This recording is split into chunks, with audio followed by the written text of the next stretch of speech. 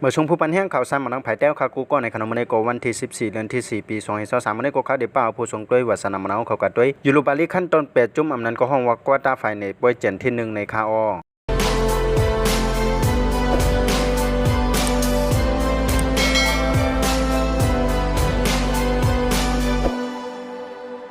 มาด้วยกันที่กูมือเจ้านั่นตั้งในขนมมือคำว่าในกอไปยินนัดกอเปียลงมากัน1-0ลิปากุซินได้ตั้งอยู่เน้นซิจิลอยกดเต้ากัน1-1จูบินตัดก็เอาเปียเหมือนเจ้าหน้าสปอร์ติ้งลิสบอนนั่นกัน1-0แมนเชสเตอร์ยูไนเต็ดเลยตั้งซิบิลานั่นกดเต้ากัน2-2เลยไปในกอมันอยู่เลย2โกดีซาบิเซอร์ในขนมสร้างกะก็เหลียว2ลูกในขนมพังซิบิลานั่นก็เลย2โกดีเป็นแถวหลังมันอยู่ในขนมขึ้นสร้างโกตูเจ้าเก่าขึ้นอันห้องว่าอูจีนั่นในขนมก็เป็นเทเลมาเลเซียเลยตั้งเฮเลเมกอยาในขนมสร้างกะก็1ลูกในคาอมาด้วยกันที่ผู้สร้างกุ้งพอในขนมผู้สร้างกุ้งได้นำเลยซื้อเป็นก็เป็นมักกะลาพูดของแมนเชสเตอร์ยูไนเต็ดในคานอสร้างกายาโฮกูในคาอขั้นตอน8จุ่มเป้ยเจนที่2นั่นก็ตีลงแข่งกันในวันที่21ในคานอก็ได้มีอยู่ในซิจิลอยก็ได้ขึ้นยากันดังลิบาโกซินสปอร์ติ้งลิสบอนก็ได้ขึ้นยากันดังจูบินตัดลูมาก็ได้ยากันดังพยินอเดซิบิลานั่นก็ได้ยากันดังมันอยู่ในคาอติเลวัตติตั้งแต่ได้ขึ้นจันซิมีไฟในนั่นก็ไปมี4จุ่มในคานอมือขมาในก็เต้ากันกะถึงเป็น3กูในคานอมันเจ้าหนังกูจูบินตัดนั่นก็ตึกเป้สปอร์ติ้งไว้1ส่วนก้อยในคานอเอาใครทั้งเสียงทั้งหมดก็มีเจ้าหนังในคานอไว้มีข่าวขึ้นหน้าจึงในข่าวจ่องมารายงานนี่ให้ผู้ชมด้วยวัฒนธรรมนาเขากว่าจำกันในขนม